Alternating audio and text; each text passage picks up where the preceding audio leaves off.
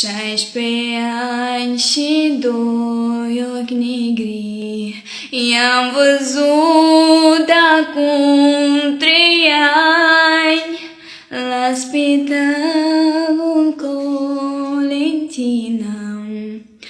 Doctorii o operau, 2 la cap, 2 la picioare, 2 o întrebau ce-o doare, strigă doctorul cel mare, aprindeți o lumânare.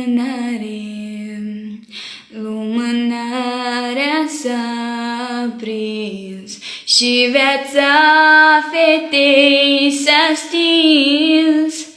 Lumânarea s-a prins și viața fetei s-a stins.